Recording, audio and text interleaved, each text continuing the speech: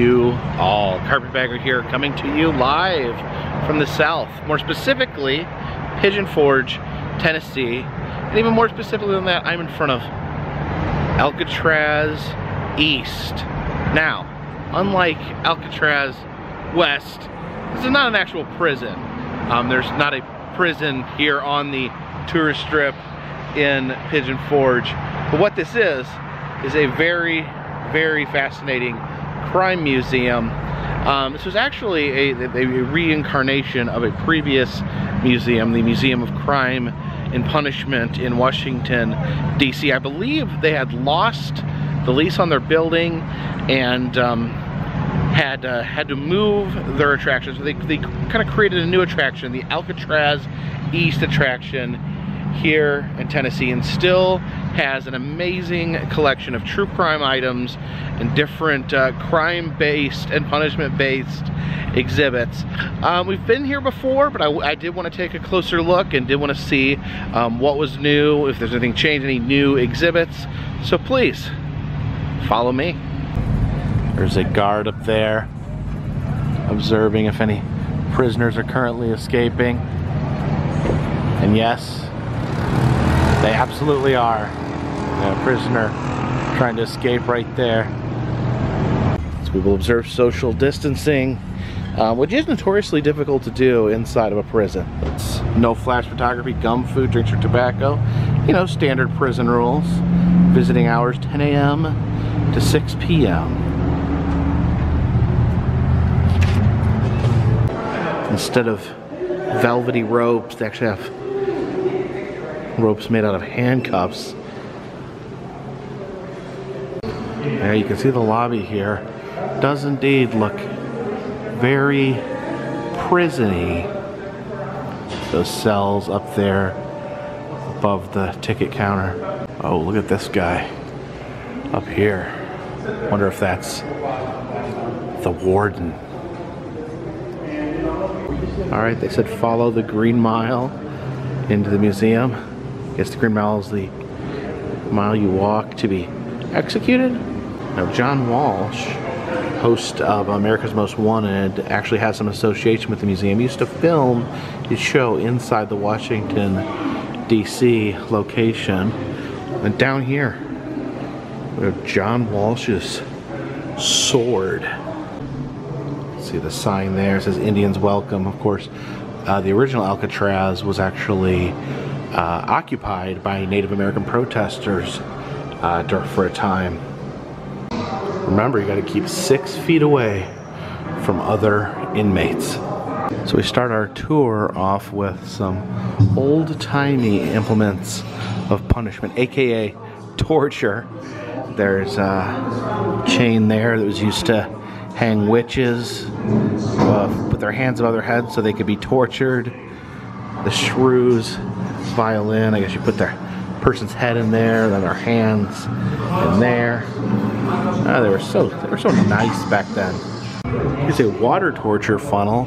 They put that in someone's mouth, then just pour gallons of water, forcing them to chug uncomfortable amounts of water. That's mean. I am very sweet, because I was younger, losing the pain of having my batten down the hatches shows the different knots that pirates would make. I guess normally you'd be able to try to make the knots yourself, but because of the current unpleasantness, this exhibit is closed. It says look down. See what's down there. Oh, who's that guy? It's like we have a man chained in the pit down there. Some different pirate flags there. Calico Jack, Edward Lowe, but no one has as cool a pirate flag as Blackbeard, a skeletal devil stabbing a heart with a spear. Now we have Steve Bonnet, the gentleman midlife crisis pirate. Some piratey weapons in here, the old flintlock pistols that would only hold 1 bullet at a time. And then there's some good old pirate knives used for pirate stabbing. Here we have a section about the Outlaws of the Wild West.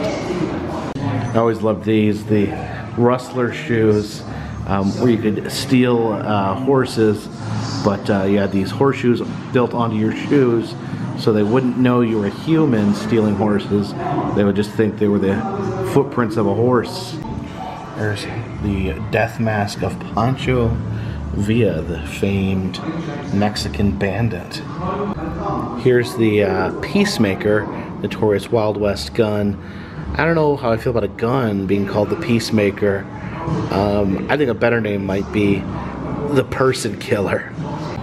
Turn the wheel to see how much you really know about the Old West. I don't know how much I really know about the Old West. From which movie does the music come from that is still recognized as referencing a Western gunfight? I guess that would be like the... I can't do it. But you know, like, you know what I'm talking about. Came from The Good, the Bad, and the Ugly. Let's see. Oh, spaghetti. What is a spaghetti western? I believe a spaghetti western is a western directed by an Italian director. Yeah, inexpensively made western film, normally made in Europe, with many made in Italy or by Italians. That was kind of right. Oh, John Wayne. How many westerns did John Wayne star? I'm gonna say 300. 84. Okay. That was way off. Let's see. What does the phrase "get out of Dodge" mean? Get out of town, right? Used in reference to a stressful or dangerous place. The term is inspired by the notorious western town Dodge City. I need to visit Dodge City one of these days. What gun is referred to as the gun that won the West? It's not the Peacemaker, is it? No, the Winchester. Of course, the spirits all haunted the poor Winchester widow at her mystery house. Where does the phrase "ride shotgun" or "call shotgun" from? I guess if you sit in the passenger seat, you would hang out the window and shoot people with a shotgun. It says riding in the stagecoach next to the driver, armed with a shotgun. Yeah, I got that right.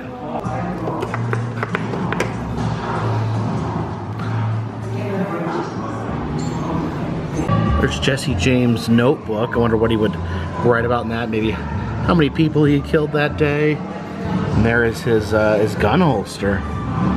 There's Frank James's walking stick. That was Jesse James' brother. Kind of, you know, the Garfunkel of the group. And back here, this is a bloody floor. That is Jesse James' blood, apparently taken from a relative's house where after he was shot and he had blood all over the floor.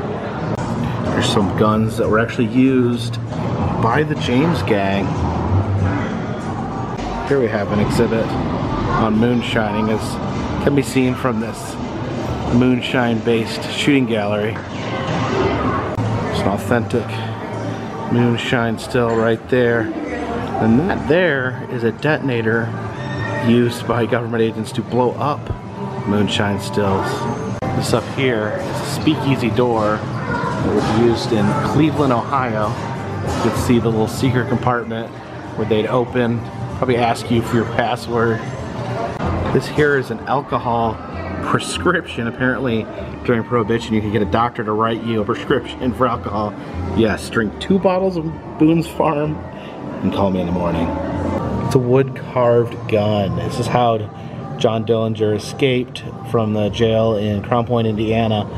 I don't know if you see it real closely. They even wrote Colt on the side of it. It's just like a real gun. Here's a common sight in almost any museum in America. That's John Dillinger's death mask. It says this is one of the original 4 plaster casts made from his body, which is pretty impressive because, like I said, virtually every museum, oddities, shop, or whatnot has John Dillinger's death mask. I even have one of my own. But this is saying it's one of the originals. It's a Tommy gun clip from the Dillinger gang. Personal effects of John Dillinger. I guess that's his shave brush, pen knife, and homemade file. How much you know bet he stabbed someone at some point with that file? And there's the Thompson Submachine Gun, commonly known as the Tommy gun. This guy didn't mess around with small-time bank robberies. He once got away with $1 million. Who is he? Harvey John Bailey. Sorry, Mr. Bailey, I've not heard of you. It says, our crew killed more police officers and civilians than any other gang of our time and mostly robbed small grocery stores and gas stations. Who are we? Obviously that's Bonnie and Clyde While often seen through rose-colored glasses, Bonnie and Clyde and their gang were callous murderers with no regard for their equally poor victims. I actually wanted to speak on this for just one moment. A while back, a year or so ago, I uploaded a video from the Bonnie and Clyde Ambush Museum. In my opening line, I said that Bonnie and Clyde were serial killers, which some people took great offense to. Now, I can understand that motive-wise, it may be different than a serial killer, because a serial killer, there's different definitions, but some would say serial killer kills for the gratification of killing. Bonnie and Clyde did not, but they were absolute horrendous murderers, and it is amazing how many people still glorify them to this day. People in the comment section say, oh, they didn't kill people, they were outlaws, they were bank robbers. No, they killed lots of people. They killed tons of police officers. Mass murder, if they're not serial killers, they are mass murderers. It is not right what they do, and it's really unsettling when you dig through the details of the case that people still defend Bonnie and Clyde, who were really, really cold-hearted murderers. Yeah, look at that. The Barrow gang, Clyde Barrow gang, killed 13 people during the crime spree, including 9 police officers. So, horrible, rotten people. Now, the Bonnie and Clyde death car is in Primm, Nevada at Whiskey Pete's Casino. But here are some items that were extracted from the car after they were killed. Exhibit on the St. Valentine's Day Massacre, one of the most brutal mob killings of all time. There's some actual evidence from the case. So that's a brick that would have been struck by bullets. Pretty cool movie props. This revolver was used in the movie The Godfather. It said it was carried by James Caan's character, Sonny Corleone. Here is probably one of the crowning jewels of the Alcatraz East. That is Tony Montana's little friend. It's the machine gun used in Scarface by Al Pacino as Tony Montana. It's a collection of Al Capone's personal items that someone put together. Apparently it's a lot of silverware. It's a chunk of bathroom tile from Al Capone's bathroom, and then Meyer Lansky's razor. Exhibit on the mysterious D.B. Cooper, a man that successfully skyjacked a plane without having his identity ever become known. And it's just an absolute wild story. Jumped out of the plane and parachuted to, well, I would say safety, but some believe that he jumped to his death. You can see him climbing up there inside the plane with his parachute on. And let's not forget about white-collar criminals. We have the evil, diabolical Bernie Madoff with his notorious Ponzi scheme. It says this toy snake was auctioned off when they sold off all his family's possessions to pay the victims of the Ponzi scheme. And there's his custom Louisville Slugger bat. It says Bernie Madoff on it. Here's a birthday note Bernie Madoff sent his son from prison. Apparently Madoff, a man of few words. There's a handbag from Monica Lewinsky's ill-fated handbag business. It's made especially for you by Monica. Okay, one of the most infamous parts of the museum as we enter the serial killer room. Here is Ed Gein's tooth, and that's just absolutely wild in and of itself. What I'm not clear on, though, is why he mailed it to Mr. Jeffrey Purcell's and family. It says, to my friend Jeffrey and his whole family, congratulations, best wishes to and happiness your whole life through. Wasn't expecting a visit to the dental office, but the call came and saved me the trouble. This tooth has been troubling me for some time. Now it can trouble me no longer. Edward Gein. Why did he mail his rotten tooth to this person and their family? If you don't know who Edward Gein is, by the way, he is the... Actually, you almost can't even call him a serial killer because he didn't kill enough people.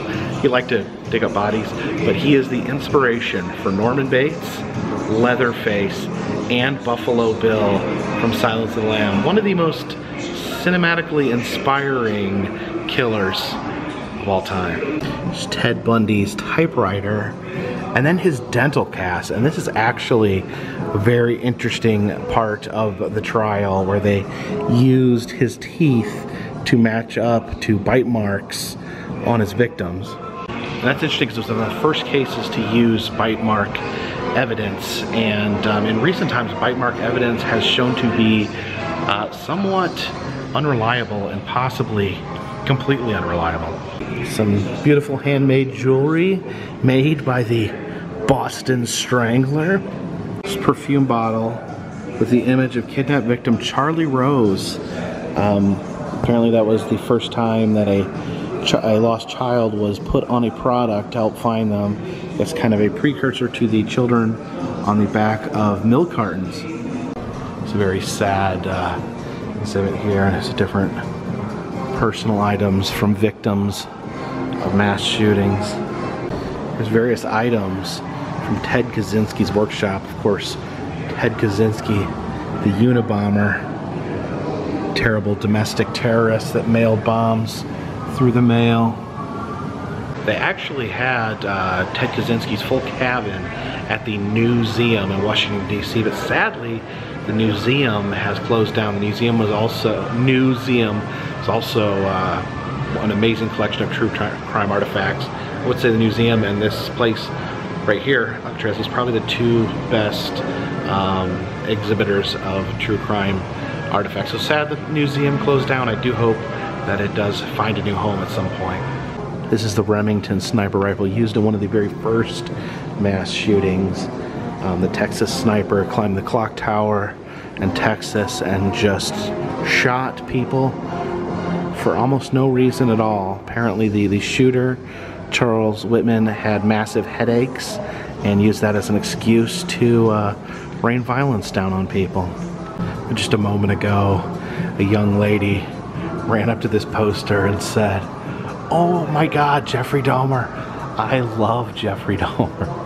And this little hutch right here is one of the most bone-chilling artifacts in all of Alcatraz East. That is John Wayne Gacy's clown outfit. The clown outfit of Pogo the Clown. That's a self-portrait by John Wayne Gacy.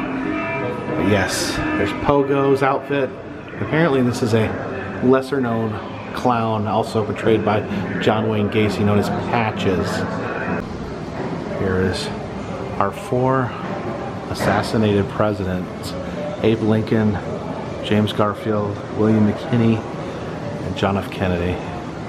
There's a bullet shot from Jack Ruby's gun, but oddly enough, not shot on the day that that he shot Lee Harvey Oswald. This was actually shot from his gun in 1993 by his brother Earl, who says that he, in commemoration of the incident, shot off 100 bullets from Jack Ruby's gun.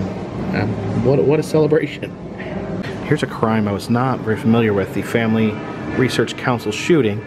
Apparently the Family Research Council, a conservative political group, a man by the name of Floyd Lee Corkins, was against their anti-gay marriage policy, so actually planned on committing murder, was going to shoot people and shove Chick-fil-A sandwiches in their mouths as a protest against their anti-gay stance. Wow. This museum definitely shows some of the sadder aspects of human nature. This exhibit here shows how a crime scene is investigated. Let me see, we look for trace evidence, broken glass. Oh yeah, see the broken glass there on the ground. Maybe it came from that window. White powder. Oh yeah, some mysterious white powder on the nightstand there. Maybe someone was snorting a little cocaine before bed to help them get to sleep. You see some lighting techniques. This shows where hidden blood evidence can be. Oh no, there's blood on the hammer. I think that hammer was used as the murder weapon. Hidden fingerprints. Take a closer look. Oh yeah, all over that teacup. Thought you could enjoy some tea while you were murdering them with a hammer, and now you've been caught. It says the forensics of footwear. You can use this magnifying glass to compare these two prints. We got the print of the foot taken out of the dirt or mud, and then there's the actual shoe used to make the print. And you know what? I'm pretty sure this is the same one. You see there's a nail and some gum, and you can see the nail and the gum there in the print. Case closed. Some autopsy tools, the bone saw, the body fluid scoop. Ugh, gross. Here we can do our own simulated autopsy on this corpse right here. Let's see. It's got a little modesty diaper on there. You know, look for lacerations. Oh yeah, it's got some lacerations in that arm. Shotgun wounds in his shoulder. Some bruising. Where's the bruising? Some facial bruising. My expert opinion is that this guy got shot with a shotgun, punched in the face, and then, oh my gosh, and then someone chopped his toe off. It's an exhibit on the Knoxville, Tennessee body farm where corpses are laid in the woods to simulate how bodies deteriorate in different circumstances. You can see their tools for digging bones. There's actually a second body farm at Western Carolina University where I graduated, and actually when I was in the social work department there, we shared our building with the anthropology department, so when they brought a body in from the body farm, we could actually smell it in our classrooms, and it smelled bad. We had a teacher, a social work teacher, who, if there was a body in the building and she could smell it, she would always let us out of class early. Here's the morgue, but sadly, these morgue cooler doors do not open. All the disappointed tourists find out that the morgue doors don't open. And here we have our temporary exhibit, an exhibit on art from Alcatraz. One interesting theme from the Alcatraz artwork, it seems a lot of the prisoners like to paint pictures of birds. See this one, just absolutely full of birds. Maybe the prisoners would sit in their cells and watch the birds fly around, and maybe that'd make them feel kind of sad. Here's some artwork done on a piece of cloth. It says that these are actually inmates that were in there at some time. The artist maybe had kind of done caricatures of them. See, this one's dressed like a clown. This one's playing some sort of instrument. Oh, and there's a chunk of Alcatraz right there. A rock from the rock. There's Al Capone's rosary from when he was in Alcatraz. Some Alcatraz souvenirs. A little stuffed mouse in a prison outfit. And then some prisoner salt and pepper shakers. One of the most fun parts of any law enforcement or prison museum, the Shank Collection. Look at all these wonderful confiscated shanks the prisoners used to stab each other with, or brass knuckles that they used to punch each other with, or tattoo guns that they used to give highly skilled tattoos to one another.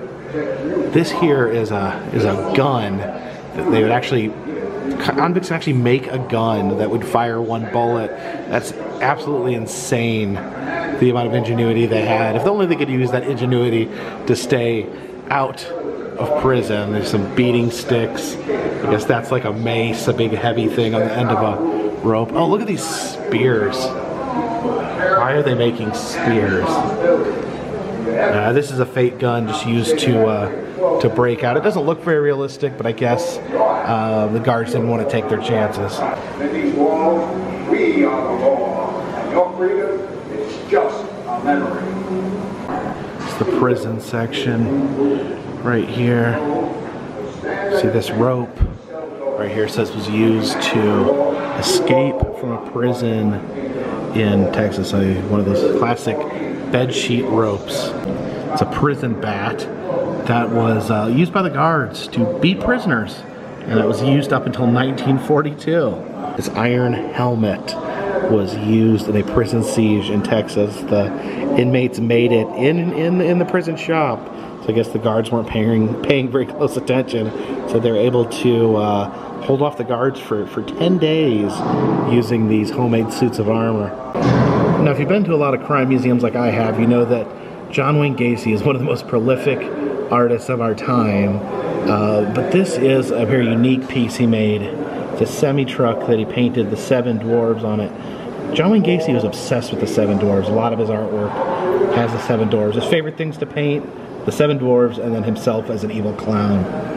Now here's your standard prison cell from Eastern State Penitentiary in Pennsylvania. You can see basically you get a bucket of poo and a couple of dirty, filth-encrusted blankets. But here is Al Capone's jail cell at the exact same prison. So you can see it appears as though he was receiving some favorable treatment. Seems like maybe things weren't completely on the up and up there. Some more modern prison cell there. You got your metal bunks, your writing desk, and the lovely sink toilet combo. And here we have the wonderful execution room. Over here starting, there's the gas chamber. You have a seat. Now this is Old Smoky. This is the actual Tennessee electric chair used at the Tennessee State Penitentiary. Killed 125 people. 125 people died sitting right there. And here's the Delaware lethal injection machine. You just flip a few buttons and person's dead. And then the good old-fashioned guillotine. Back when things used to be so much simpler. Plop. Electric chair in Chicago. Apparently up until 1962 they did executions in Cook County. It was the last county jail that still did their own executions.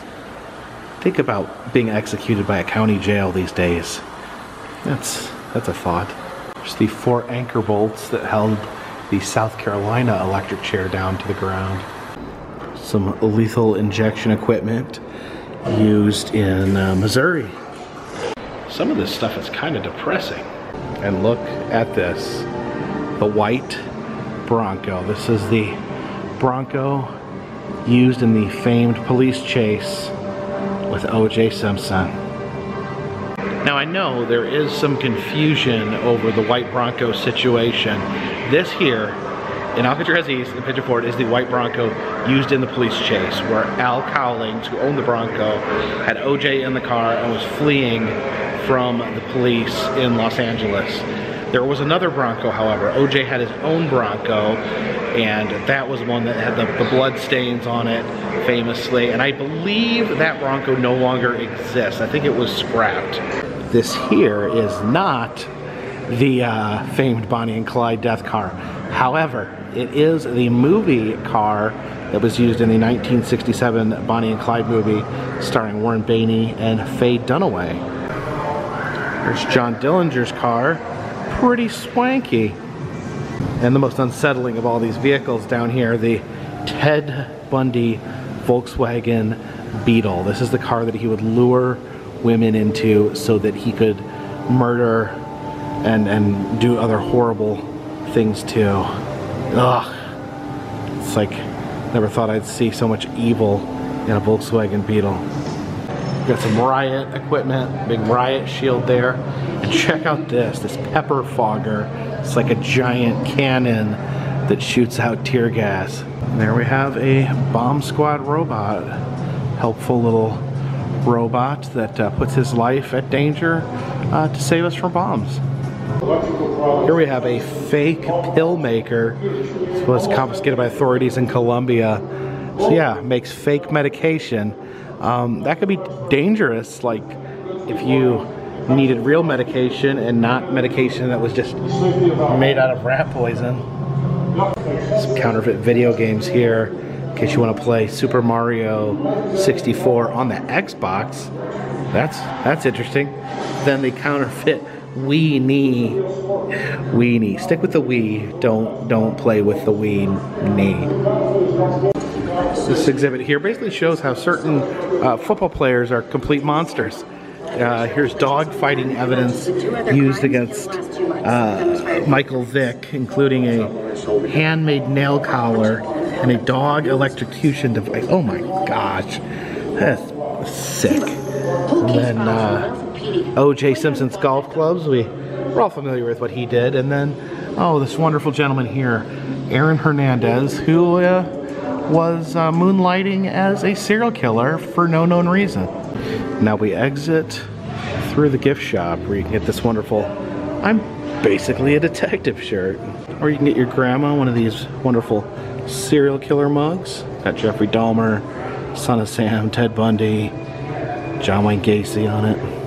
This shirt here may be the most puzzling piece of merch of them all. It says Ted Bundy. It's got Ted Bundy's murder car on it. It says Stranger Danger. Just a quick poll of the audience. Who would wear a Ted Bundy t-shirt? So that was Alcatraz East here in Pigeon Forge, Tennessee. One of the best true crime museums in the country. It is a very large museum. It's quite a huge collection of artifacts. Definitely worth checking out if you are in the area. If you'd like to see other places I visited, other museums, amusement parks, roadside attractions, please check the interactive map in the description of this video. It'll show you all the different places I've been, and you can tell me where I should go next. Also, if you'd like to help support the channel, consider donating to Patreon. $3 or more will get you a postcard once a month. I'm also now selling enamel pins in the Etsy shop. All that information is in the description. Until next time, this one's in the bag.